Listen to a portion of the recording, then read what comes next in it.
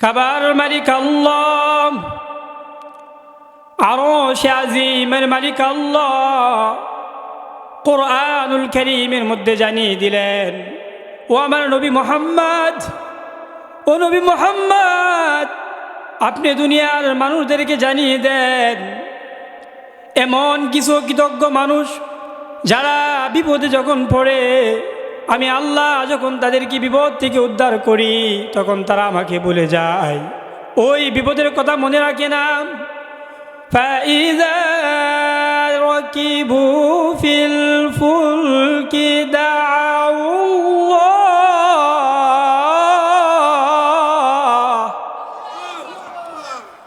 مُخْلِصِينَ لَهُ الدِّينَ।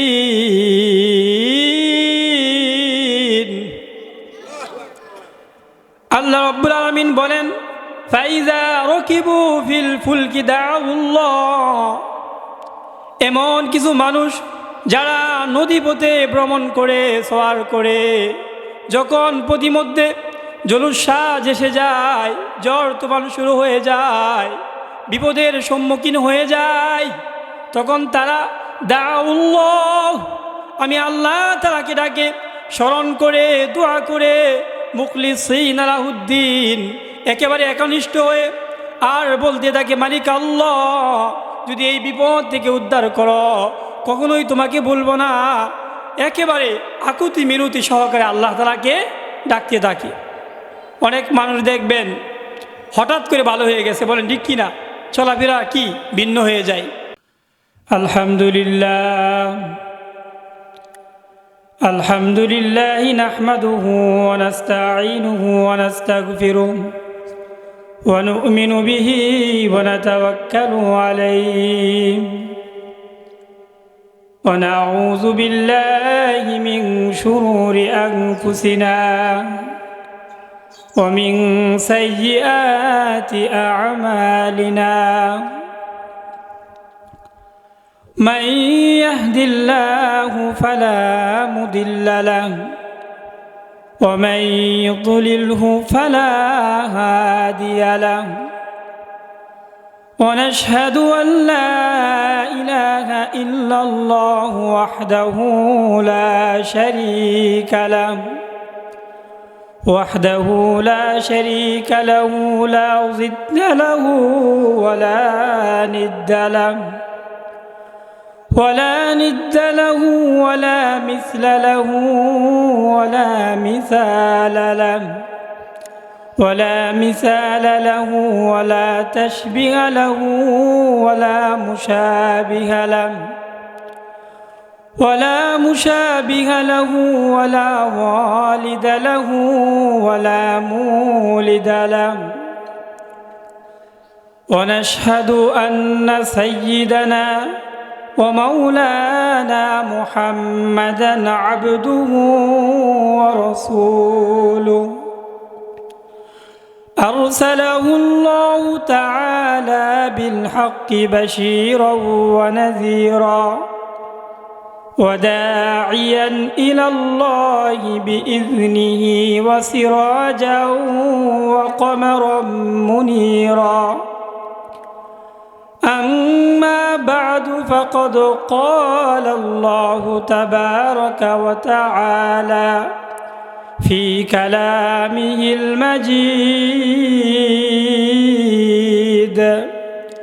وفي الفرقانه الحميد.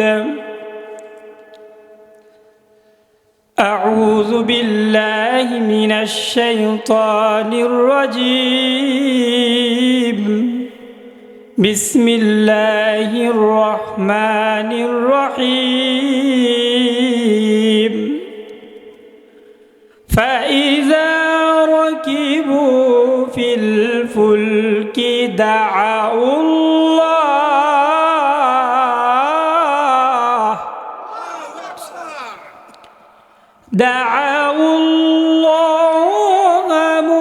مخلصين له الدين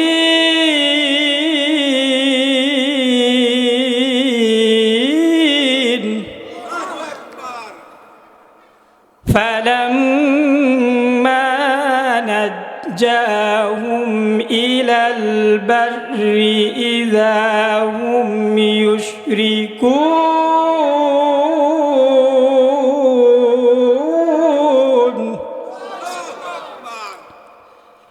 صدق الله العظيم وصدق رسوله النبي الكريم ونحن على ذلك من الشاهدين والشاكرين وقال الشاعر بعد توحيد خداوند درود مصطفى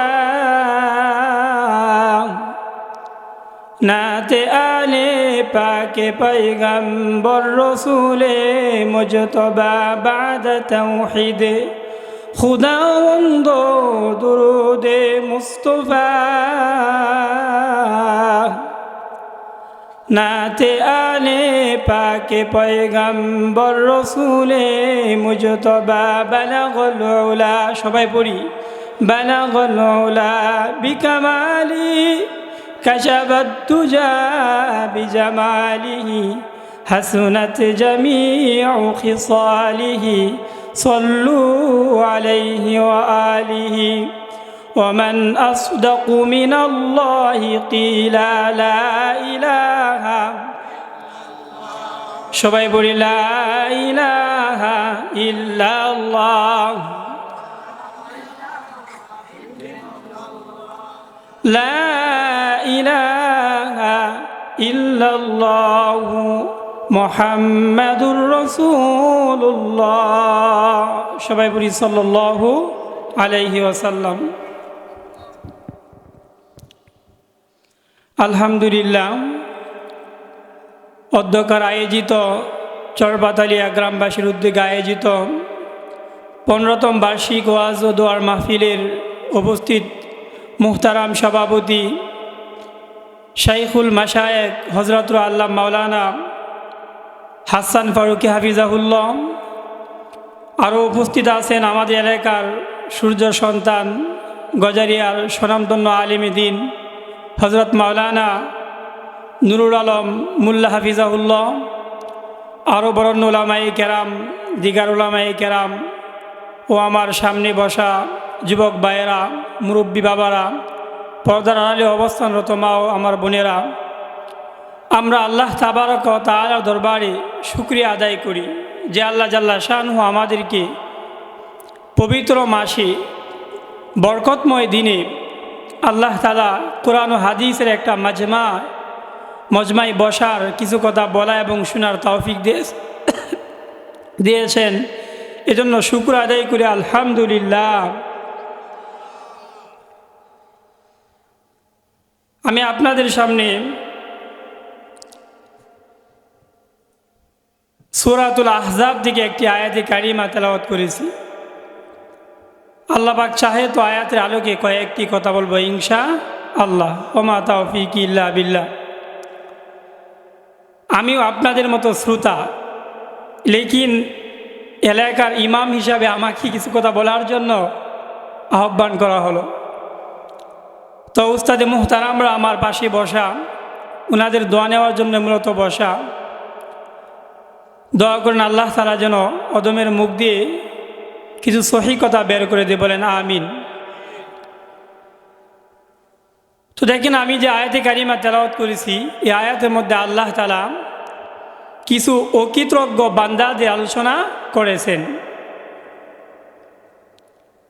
আমাদের সমাজেও দেখবেন আল্লাহ রব্বুল আলামিন আমাদেরকে মানুষ হিসাবে সৃষ্টি করেছেন, আশরাফুল মাখলুকাত, শ্রেষ্ঠ উম্মত হিসাবে আমাদেরকে প্রেরণ করেছেন। তো প্রেরণ করার পরে আল্লাহ তাআলা উনার উদ্দেশ্য কি মানুষকে বানানোর জন্য, সেটাও আল্লাহ কোরআনে ঘোষণা করেছেন। ওমা খলাকতুল জিন্না ওয়াল ইনসা ইল্লা লিয়াবুদুন। মানুষ এবং জিন্নাতকে আল্লাহ সৃষ্টি করেছেন ইবাদতের জন্য। তবে তার মাঝখানে আমাদের যে দুনিয়ার জীবনটা আছে, এই দুনিয়ার জীবনটা আমাদের আল্লাহ তাআলার ইবাদতের মাধ্যমে আমাদের সাজাতে হবে, ভাগ করতে হবে। আমাদের চলার পথে দুঃখ সুখ, বিভিন্ন পরীক্ষা, বালা মুসিবত, আপদ বিপদ আসতেই পারে, বলেন ঠিক কিনা? এই আপদ বিপদ, সুখে দুঃখে যারা আল্লাহ তাআলাকে বলে না তারাই হলো প্রকৃত মুমিন, বলেন ঠিক কিনা? আর যারা অকৃতজ্ঞ, আল্লাহ তাআলাকে ভুলে যায়, শুধু সুখের সময় আল্লাহ তাআলাকে স্মরণ করে অথবা শুধু দুঃখের সময় স্মরণ করে, সুখে সময় আর আল্লাহ তাআলাকে ভুলে যায়, অথবা বিপদ দূর হয়ে গেলে আল্লাহ তাআলাকে ভুলে যায়, আল্লাহ বলেন তারা কখনোই মুমিন না, প্রকৃত মুমিন না। এক শ্রেণীর মানুষ আল্লাহ আয়াতের মধ্যে সূরা আহজাবের 65 কত নম্বর হয়, 65 নম্বর আয়াত, এই আয়াতের মধ্যে আল্লাহ তাআলা এই ব্যাপারে বলেছেন, কিছু বান্দা আছে দুনিয়াতে বিপদের যখন সম্মুখীন হয়, আমি আল্লাহ তাআলা যখন তাকে এই বিপদ থেকে উদ্ধার করি, তখন তারা আবার তাদের আগের পথে কি ফিরে যায়, বলেন ঠিক কিনা? কিছু লোক আছে কিনা আমাদের সমাজে শুধু বিপদে পড়লে আল্লাহ তাআলাকে ডাকে, অসুস্থ হলে আল্লাহ তাআলাকে স্মরণ করে, অভাবের সময় শুধু আল্লাহ তাআলাকে স্মরণ করে, আল্লাহ তাআলা যখন তাকে বিপদ মুক্ত করেন, অভাবনাটন থেকে আল্লাহ তাকে ধনাট্য সচ্ছলতা দান করেন, তখন সে আর আল্লাহ তাআলাকে মনে রাখে না। খাবার মালিক আল্লাহ, আরশে আজিমের মালিক আল্লাহ কোরআনুল কারীমের মধ্যে জানিয়ে দিলেন, ও আমার নবী মুহাম্মদ, ও নবী মুহাম্মদ, আপনি দুনিয়ার মানুষদেরকে জানিয়ে দেন, এমন কিছু কৃতজ্ঞ মানুষ যারা বিপদে যখন পড়ে, আমি আল্লাহ যখন তাদেরকে বিপদ থেকে উদ্ধার করি, তখন তারা আমাকে ভুলে যায়, ওই বিপদের কথা মনে রাখে না। فَإِذَا رَكِبُوا فِي الْفُلْكِ دَعَوُا اللَّهَ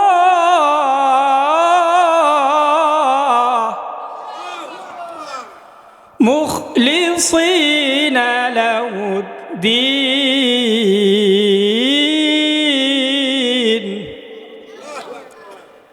আল্লাহ রাব্বুল আলামিন বলেন, ফাইজা রকিবু ফিল ফুলকি দাউল্লাহ, এমন কিছু মানুষ যারা নদী পথে ভ্রমণ করে, সওয়ার করে, যখন পথিমধ্যে জলোচ্ছ্বাস এসে যায়, ঝড় তুফান শুরু হয়ে যায়, বিপদের সম্মুখীন হয়ে যায়, তখন তারা দাউল্লাহ, আমি আল্লাহ তাআলাকে ডাকে, স্মরণ করে, দোয়া করে, মুখলিসিনা লাহুদ্দিন, একেবারে একনিষ্ঠ হয়ে, আর বলতে থাকে, মালিক আল্লাহ, যদি এই বিপদ থেকে উদ্ধার করো, কখনোই তোমাকে বলবো না, একেবারে আকুতি মিনতি সহকারে আল্লাহ তাআলাকে ডাকতে থাকে।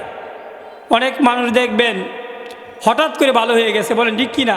চলাফেরা কি ভিন্ন হয়ে যায়, একেবারে নামাজ, 5 ওয়াক্ত নামাজ মসজিদে সবার আগে আসে, হঠাৎ করে পাঞ্জাবি টুপি লাগায় ঘুরতেছে, ব্যাপার কি? ভালো হয়ে যায়।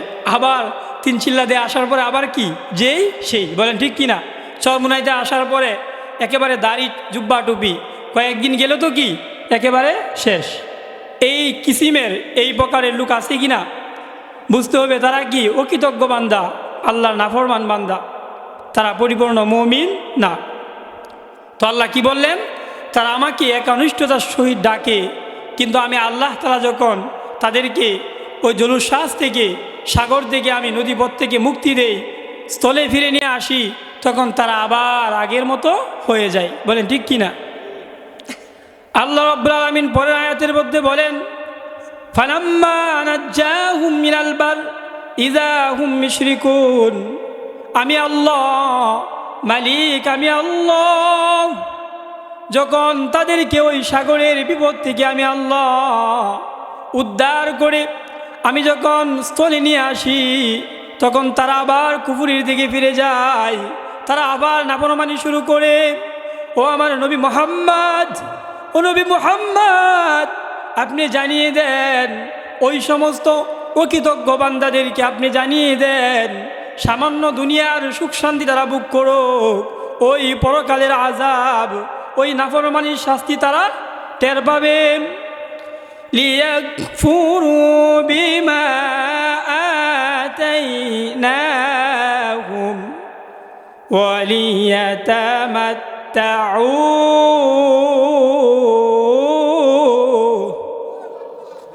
فسوف يعلمون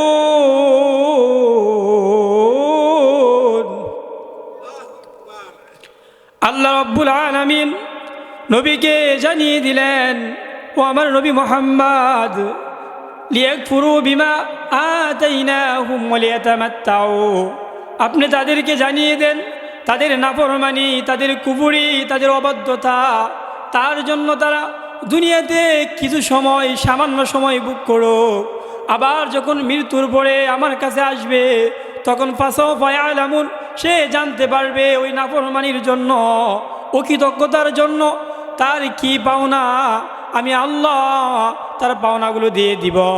সুতরাং যারা অকৃতজ্ঞ, যারা আল্লাহর নাফরমান বান্দা, হয়তো দেখবেন দুনিয়াতে হয়তো কিছুদিন সুখ শান্তিতে আছে, হয়তো একটু ভালো কাটছে, ভালো পড়তেছে, মনে রাখবেন সেটা লিয়াতামাত্তাউ কলিলা, সামান্য আরামায়ের দুনিয়ার। মৃত্যুর পরে তার জন্য মহা শাস্তির ব্যবস্থা রয়েছে। আমাদের সমাজে এরকম মানুষ আছে কি না? নামাজ পড়লে 5 ওয়াক্ত পড়তে হবে, নামাজ ধরেন, দাড়ি রাখেন, কোরআন ও হাদিসের কাজগুলা নিয়মিত করেন, নবীর সুন্নাহগুলো আঁকড়ে ধরেন। সমস্যা কোথায় আমাদের? আমরা তো মুসলিম, অনেক মানুষের চেহারার দিকে তাকাইলে বোঝা যায় না সেই মুসলিম, বলেন ঠিক কি না? এই জন্য আপনাদের কাছে শুধু দাওয়াতের উদ্দেশ্যে কথাগুলো বলা, সর্বহালতেই আল্লাহ তাআলার শুকরিয়া আদায় করতে হবে।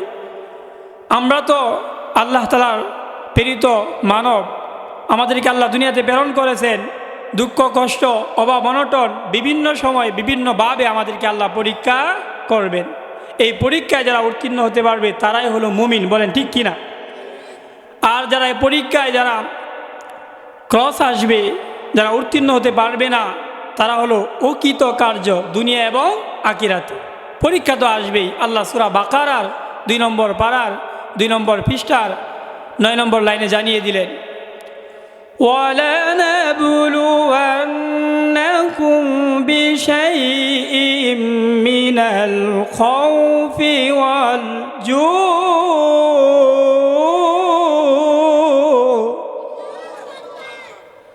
وَنَقْصٍ مِّنَ الْأَمْوَالِ وَالْأَنفُسِ وَالثَّمَرَاتِ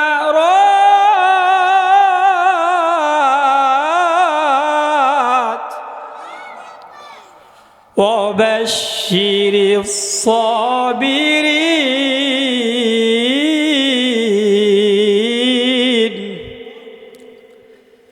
আল্লাহ রাব্বুল আলামিন কালামে হাকিমের মধ্যে বলেন, অবশ্যই আমি আল্লাহ তোমাদেরকে পরীক্ষা করব, অভাব অনটন দিয়ে, দুঃখ দিয়ে, অনেক সময় টাকা পয়সা দিয়েও আল্লাহ পরীক্ষা করে মানুষকে।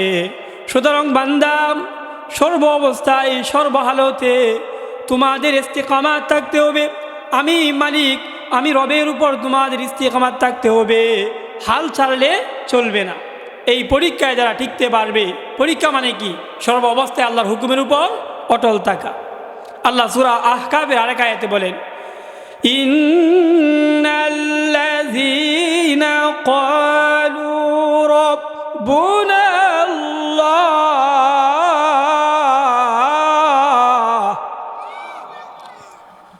সুম্মা ইসতাকামু ফালা খাউফুন আলাইহিম ওয়ালা হুম ইয়াহজানুন।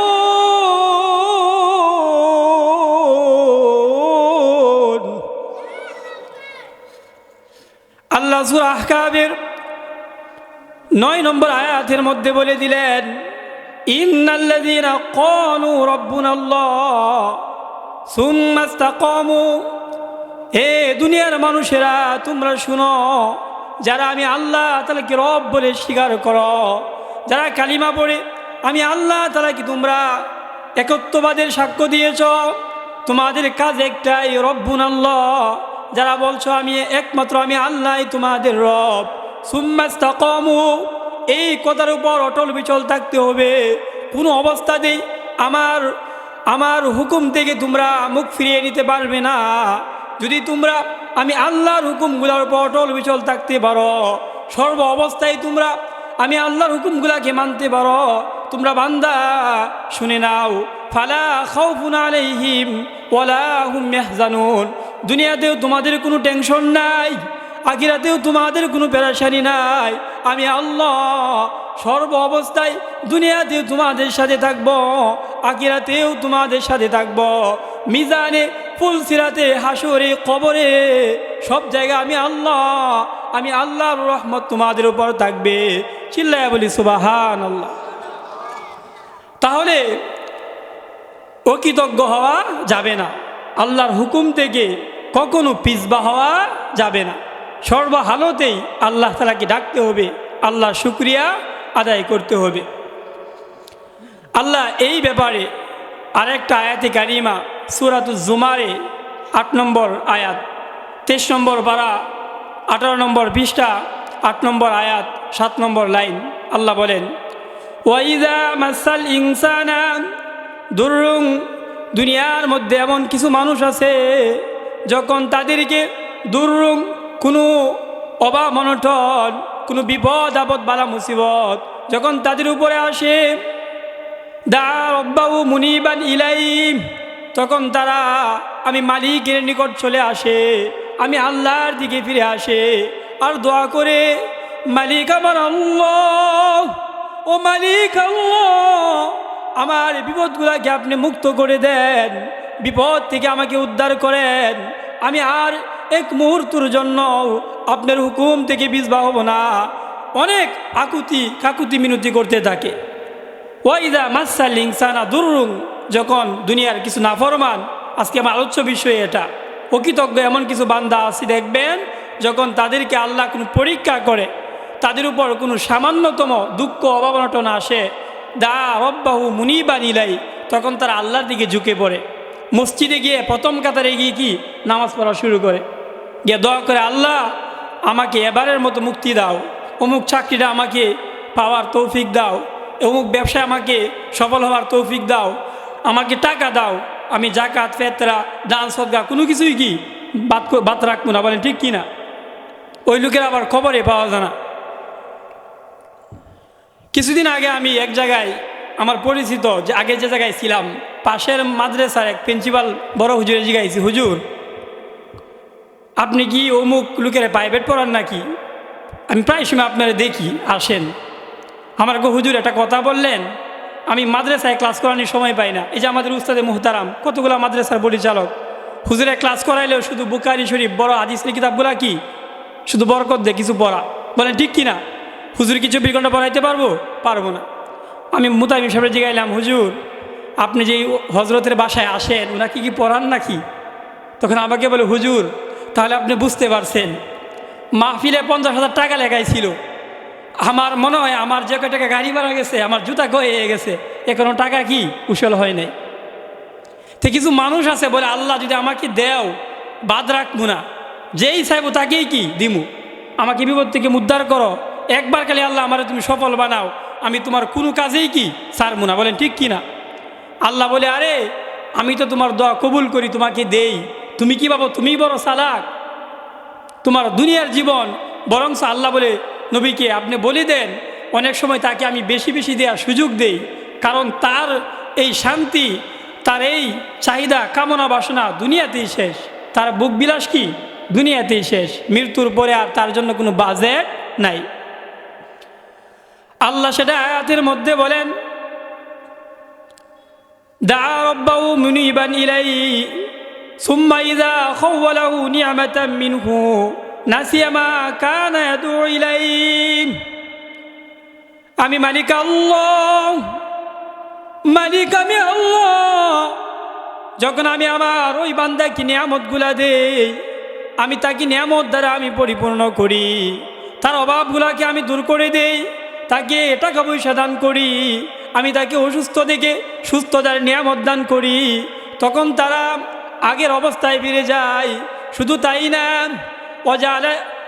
অজালা লিল্লাহ, আল্লাহ তাআলা বলে শুধু তাই না, তারা আমি মাওলার সাথে শিরক করে এবং তারা পূর্বের যে নিয়ামত আমি আল্লাহ তাদেরকে দিয়েছিলাম, এগুলাও তারা ভুলে যায়। ওয়াজআলা লিল্লাহি আনদাদান লিয়ুদিল্লা আন সাবিলি, তারা আল্লাহর সাথে সমকক্ষ শিরক করে।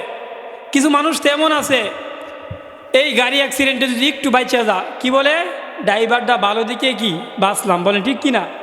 নৌকার নাবিকটা অনেক দক্ষ ছিল, এই জন্য কি উদ্ধার হয়ে আইছি, বলেন ঠিক কিনা। আল্লাহ বলে তারা তখন বিপদ মুক্ত করার পরে কি বলে, শিরক করে। অমুক ডাক্তারের চিকিৎসা না করাইলে আমি কি ডেট ফেল, বলেন ঠিক কিনা। এগুলো বলে কিনা, আর কোরআনের কথা আমি মুখ দিয়ে, উস্তাদে মুখতারাম এই জায়গায় আছে, কোরআন হাদিসের বাইরে কথা বলতে পারবো না, বলার কোনো সুযোগও নাই। আল্লাহ বলে তখন তারা এই ধরনের শিরিক শুরু করে কিনা। আল্লাহ বলে আরে ওরা তো নাফরমান, অকৃতকার্য।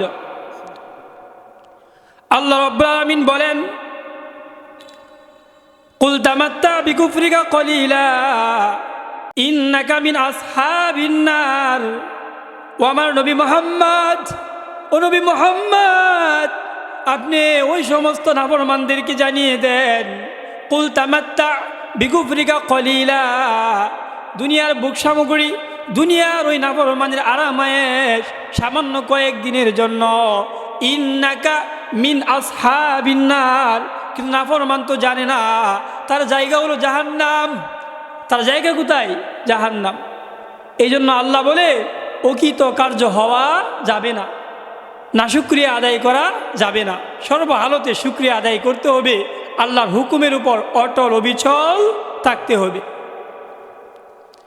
শুধু একটা ঘটনা বলেই আমি আমার বয়ানের দিকে, শেষের দিকে চলে যাব। আশরাফ আলী থানভী রহিমাহুল্লাহ, উনি উনার কিতাবে একটা ঘটনা আনছেন, যেহেতু আয়াতের সাথে ঘটনাটার মিল আছে, এই জন্য ঘটনাটা বলে আমি আলোচনা শেষ করে দিব। উনি বেহেশতি জেওয়ারের মধ্যে একটা ঘটনা আনছেন, বনি ইসরায়েলের 3 জন ব্যক্তি যাদেরকে আল্লাহ পরীক্ষা করেছিল, তারা ওই আয়াতের মেজদাক, মানে আয়াতের প্রাসঙ্গিক তাদের ঘটনাটা এই জন্য মিলে গেছে। ঘটনা বলা উদ্দেশ্য না, শুধু শিক্ষা অর্জন করা উদ্দেশ্য। আসলেও আল্লাহ তাআলা তো আমাদেরকে বলেই দিছে আমাদেরকে পরীক্ষা করবে, আমাদের হালত, আমাদের অবস্থা সব সময় এক থাকবে না। কয়েকজনের যদি বলি ভাই নামাজ ডাইসা পড়েন, হুজুর এখন একটু টেনশনে আসি, দৌড়াদৌড়িতে আসি, ঝামেলায় আসি, দোয়া করেন ঝামেলা শেষ হোক। একেবারে প্রথম কাতারে আইসা প্রয়োজনে আপনার উপরে উঠে নামাজ পড়ুন, বলে ঠিক কিনা, বলে কিনা। 3 চিল্লা না হুজুর, 4 চিল্লা একসাথে দিলাম, এমন বলে কিনা। ওই দিন একজনের বললাম নামাজটা পড়েন, হুজুর জুব্বার অর্ডার দিছি, পাঞ্জাবির অর্ডার কি দিছি, পাঞ্জাবিটা আসলেই কি যে মসজিদ ধর্মু, নামাজ ধর্মু, আর মিস দিব না, বলেন ঠিক কিনা। আর আল্লাহ বলে তোমার তো এগুলো বাহানা, মুমিন তো তারাই যারা সর্ব অবস্থায় কি থাকবে, নিজের হুকুমের উপর অটল থাকবে, অবিচল থাকবে।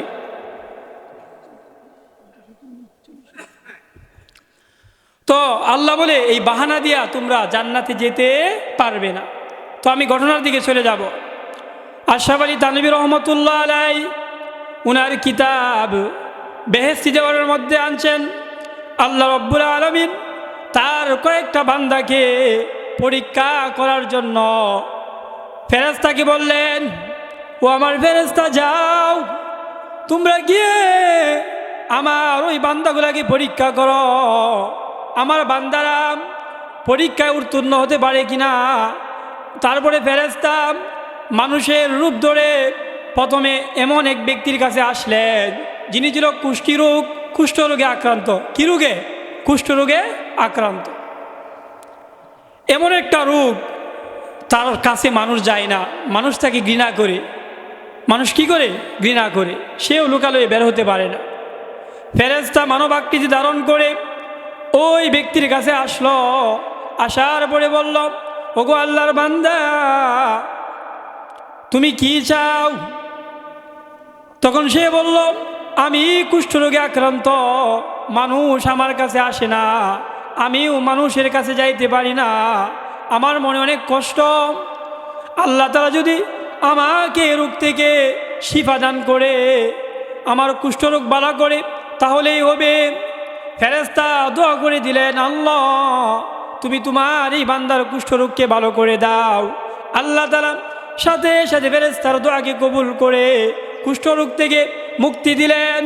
ফেরেশতা আবার জিজ্ঞাসা করল, এবার তুমি কি চাও? তোমার কি চাহিদা?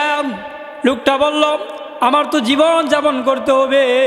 আপনি যেহেতু দোয়া করেছেন, দোয়াকে আল্লাহ কবুল করেছে, আপনি আমার জন্য আরেকটা দোয়া করুন, আল্লাহ তাআলা যেন আমাকে একটা গরু দান করে অথবা একটা উট দান করে, যে উট আমি লালন পালন করে আমি আমার জীবিকা নির্বাহ করতে পারি, সংসারের খরচগুলো বহন করতে পারি।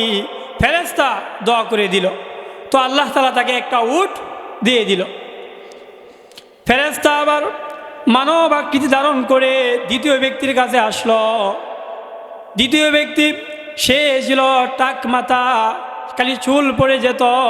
ওই ব্যক্তির কাছে আসার পর ফেরেশতা জিজ্ঞাসা করলো, ভাই তোমার কি অবস্থা, জীবন যেমন কীভাবে পরিচালিত করতেছ? কৌশল বিনিময় করলেন। ফেরেশতা জিজ্ঞাসা করলেন, এখন তুমি কি চাও? ওই টাক মাথাওয়ালা বলল, ওগো ভাই, আমার মাথায় চুল নাই, আমার টাক মাথা, আমি যখন রাস্তা দিয়ে বের হই তখন লোকেরা আমাকে টাকলা বলে, বিভিন্ন ভাষায় সম্বোধন করে, আমার অনেক কষ্ট লাগে। আপনি আল্লাহর কাছে দোয়া করেন যাতে করে আল্লাহ আমার মাথার মধ্যে চুল ওঠার ব্যবস্থা করে দেয়, আমিও যেন মানুষের মাঝে স্বাভাবিকভাবে তাদের মতোই জীবনযাপন করতে পারি, তাদের সাথে একসাথে উঠা বসা করতে পারি, মিলেমিশে থাকতে পারি। তো ফেরেশতা দোয়া করলেন, আল্লাহ তুমি এই টাক ব্যক্তির মাথায় চুলের নিয়ামতকে আপনি লুকাচ্ছেন, বলেন ঠিক কিনা? হুজুর ঠিক আছে না? এই শুনেন, আল্লাহ তাআলা এত সুন্দর একটা নিয়ামত দিছে আপনাকে, এই বৃদ্ধ অবস্থায় আপনার সাদা দাড়িওয়ালা ব্যক্তির সম্মান মর্যাদা আল্লাহর কাছে অনেক, বলি সুবহানাল্লাহ। নবীজি বলেন, সাদা দাড়িওয়ালা ব্যক্তির দোয়া আল্লাহ বিফলে দেয় না। আর আপনি একেবারে শেপ করিয়া কাটিং করিয়া আবার দুই সাইডে দাড়ি রাখলেও একেবারে কালার করে একেবারে যুবক হয়ে যাবেন, বাপসাপ দেখলে মনে হয় আবার কি ম্যারিজ করবো, বলেন ঠিক কিনা? তখন আর দাদা থাকে না, তাকে দাদা বাবু বলতে হয়। কি বাবু? দাদা বাবু। কয়দিন পরে কি আবার কুকা বাবু, বলেন ঠিক কিনা? আল্লাহ হেফাজত করুক বলে আমিন। তো তার মাথায় চুল গজাইল। ফেরেশতা বললেন, এবার তুমি কি চাও, তোমার কি প্রয়োজন?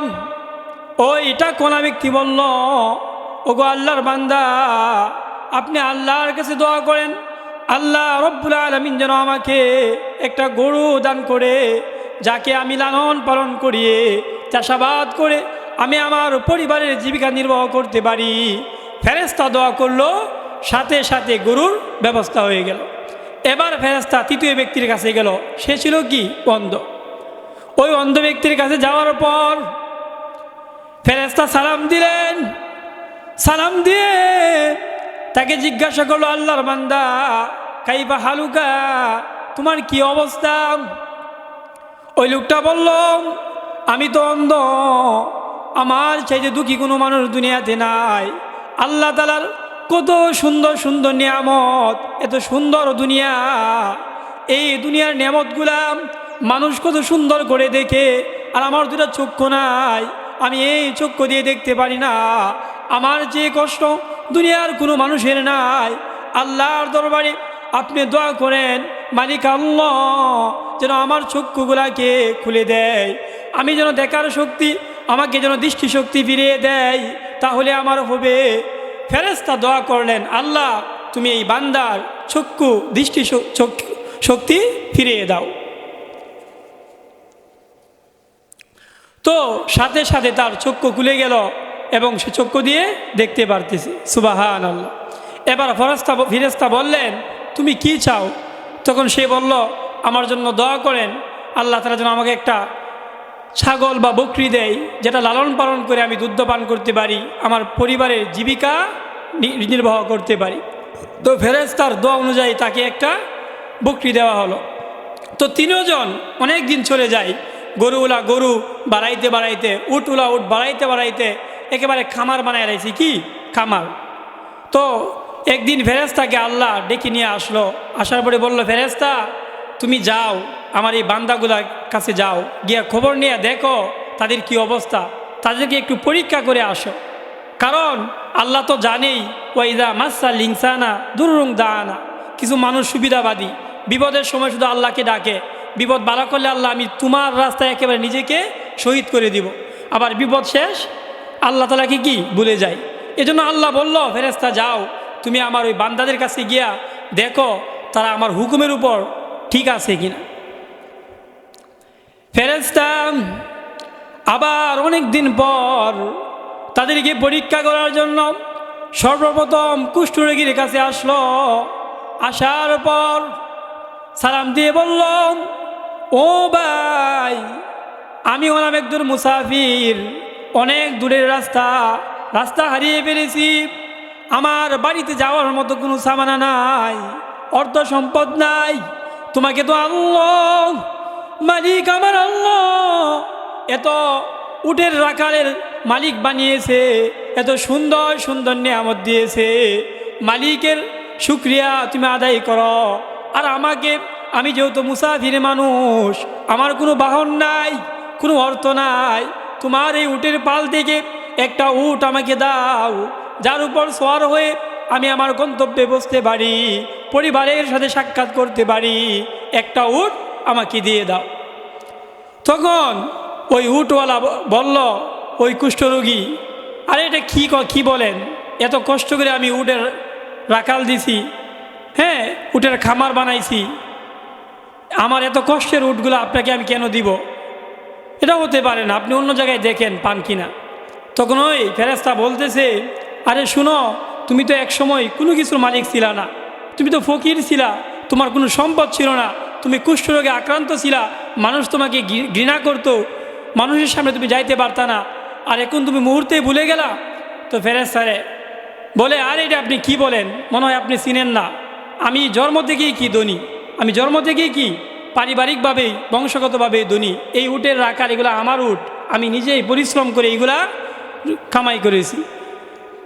তো ফেরেশতা বলে, ঠিক আছে, তুমি যদি তোমার কথার উপর সঠিক থাকো, অর্থাৎ তুমি যদি সত্যবাদী হয়ে থাকো, তাহলে তুমি যা বলছো, অর্থাৎ তুমি যদি আগে থেকে মালিক থাকো, তাহলে এগুলা বহাল থাকবে। আর যদি মিথ্যাবাদী হয়ে থাকো, আল্লাহ তাআলা যেন তোমাকে আগের অবস্থায় ফিরিয়ে দেয়। সাথে সাথে সে আগের অবস্থায় ফিরে গেল। বলি নাউজুবিল্লাহ, সে পরীক্ষায় উত্তীর্ণ হতে পারে নাই। এবার ফেরেশতা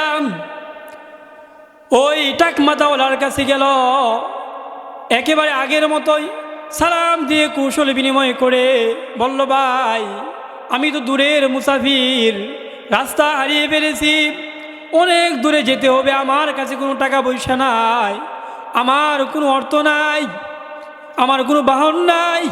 যদি আমাকে তোমার গরুর পাল থেকে একটা গরু দাও, ওই গরু বিক্রি করে আমি আমার গন্তব্যে বসতে পারবো, পরিবারের সদস্যদের সাথে সাক্ষাৎ করতে পারবো।